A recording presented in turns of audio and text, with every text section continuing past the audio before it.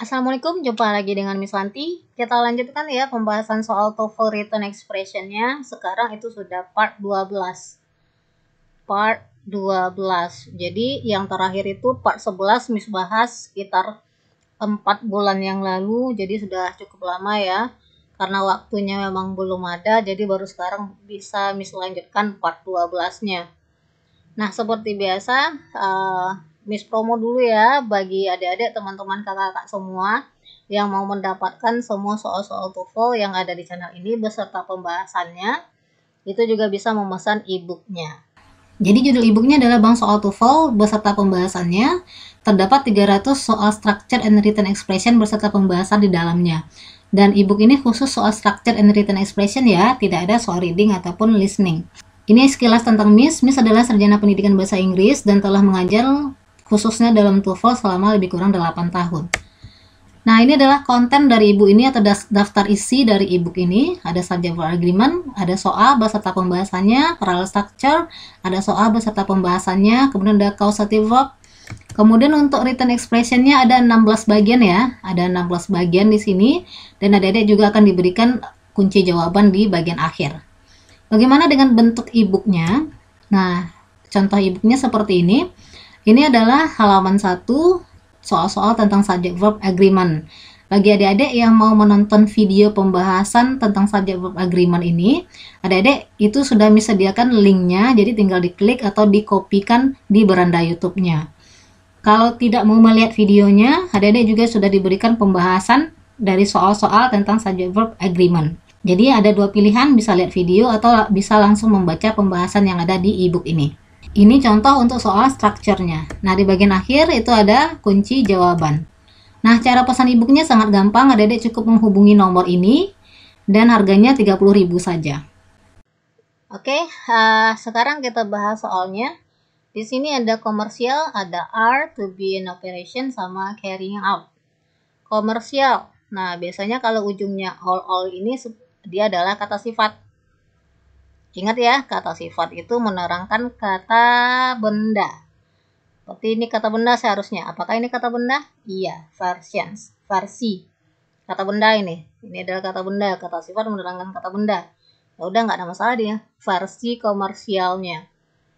Jadi nggak ada masalah di sini ya. Yang A benar. Misalnya national event. National event.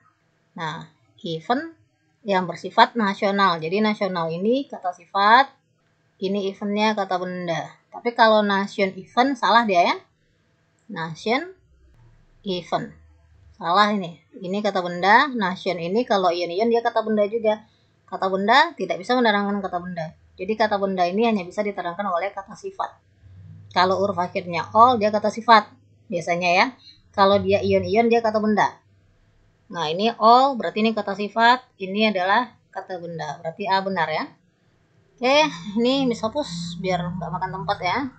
Oke, kita lanjut. Yang B, are expected. Ingat ya, kalau ada to be, are, is, where, was, sesuaikan dengan subjeknya. Subjeknya mana? Berarti kan are ini predikat ya. Subjeknya dari sini sampai di sini. Nah, the first commercial versions of the Desolator. Dari the first sampai Desolator. Panjang ya, kita harus mencari subjek intinya. Subjek intinya mana? Cuman the first commercial versions. Versi komersial pertama. Ini cuman yang subjek intinya. Bukan Desolator. Oke, kalau Desolator kata subjek intinya berarti dia tunggal ya, karena nggak ada S di sini. Tapi kita harus mencari subjek intinya. Subjek intinya dari the sampai versions ini. The first commercial versions. Nah, karena ini subjek intinya jamak ya. The first commercial versions. Versionsnya itu pakai S. Maka cocok di sini are ya. Kalau ditulisnya di sini is, baru salah dia. Oke, berarti B benar. Are expected. Diharapkan. Pasif dia ya. To be verb 3. Diharapkan untuk beroperasi, to be in operation. C ini benar juga ya, nggak ada masalah di sini. In operation. Jadi kalau kalian menggunakan kata operations dalam sebuah kalimat, jangan lupakan in-nya. in operation. Jadi ini sekali dia sekalian itu. In operation, nggak boleh ditinggalkan in-nya. Nah, jadi untuk beroperasi itu artinya ya untuk beroperasi. Jadi nggak ada masalah. Jadi yang perlu diingat aja kalau kita menggunakan kata operation itu harus ada in-nya. Nah, kemudian ada carrying out. Nah, benar nggak verb ing di sini? Di sini ya ini benar, berarti jawabannya tinggal D ya. Yang salahnya. Nah, kenapa ini salah? Coba kita lihat. Ini to be diikuti verb ing. Itu sebenarnya benar ya. To be itu is, am, are, was, were ya. To be is, am, are. Ini yang bentuk presentnya atau was, were. Itu bisa diikuti oleh verb ing atau verb 3. Oke, kalau dia verb ing berarti ini continuous, present continuous atau past continuous dalam bentuk continuous. Kalau continuous dia ada kata sedangnya. Kalau to be verb 3 berarti dia dalam bentuk pasif atau passive sentence ya, kalimat pasif. Nah, sekarang kita lihat after field tests are carrying out. Oke, setelah tes lapangan sedang melakukan ya. Ini kan kalau dia verb ing, to be verb ing continuous berarti ada kata sedang artinya. Sedang tergantung kata kerja setelahnya. Misalnya saya sedang makan berarti I am eating. Ya, saya eat makan. Kalau am eating sedang makan kasih to be-nya. Saya sedang makan. Ya, tergantung kata kerja setelahnya. Kalau ini setelah tes lapangan sedang melakukan. Nggak mau dia kalau dia continuous. Berarti ini seharusnya pasif ya. Setelah tes lapangan dilakukan.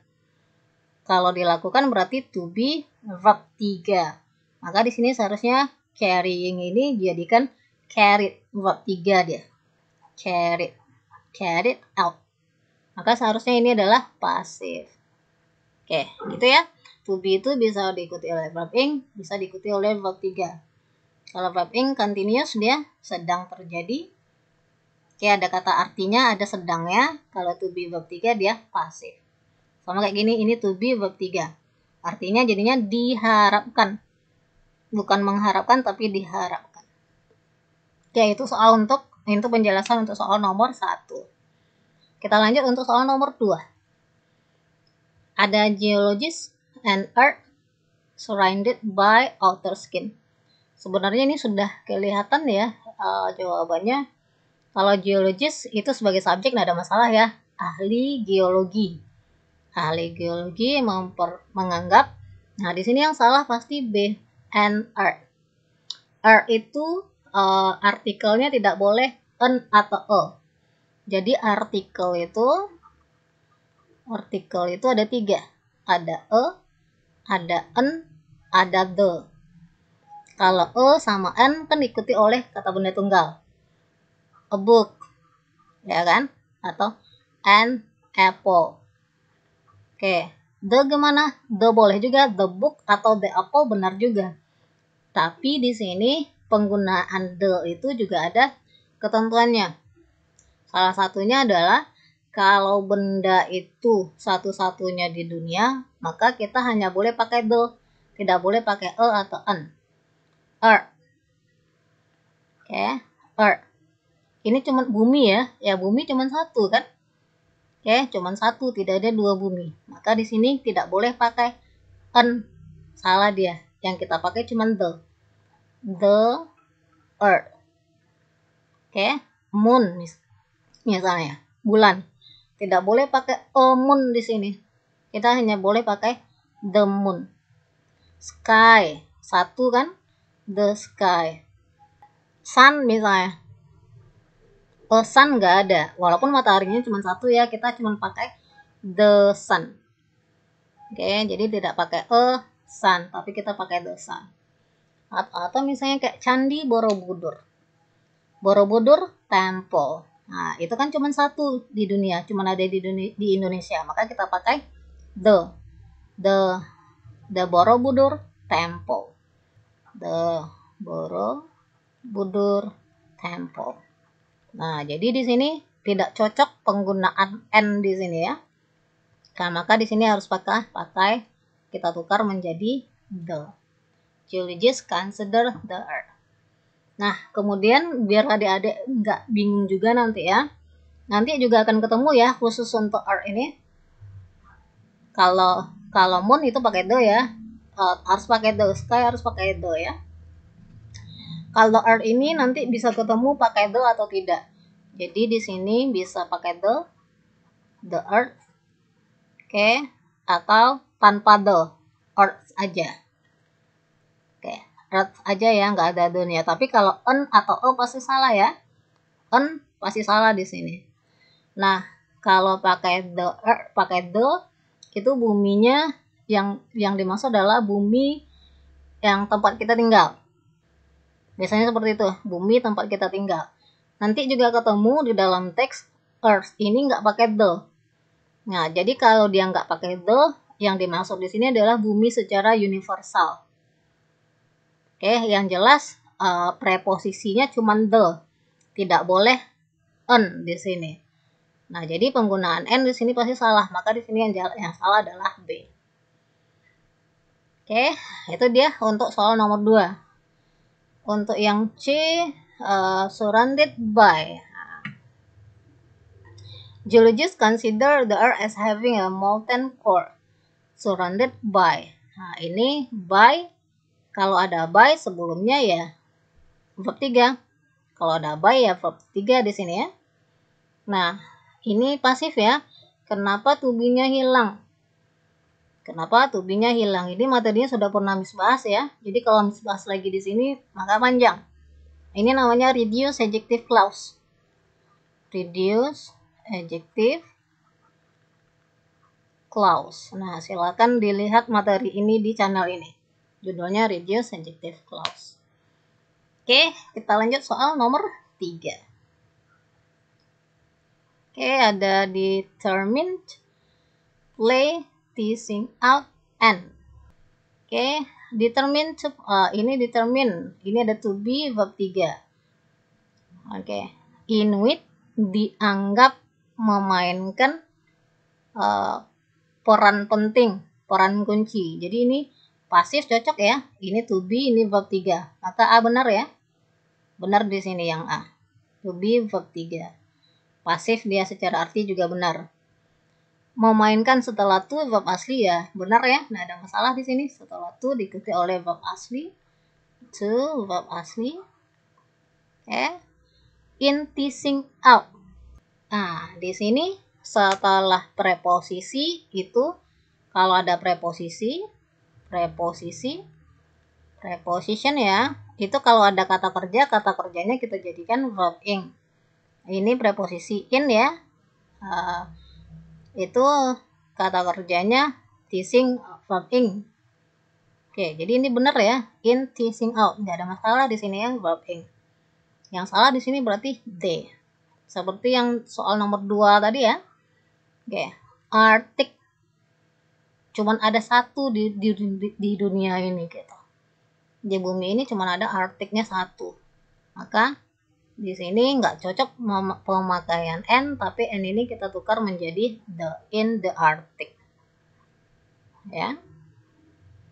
Oke, nggak cocok dia. Kalau dia cuman satu ya, yang di alam ini cuman ada satu, maka kita tidak menggunakan artikel o atau en, tapi kita menggunakan the.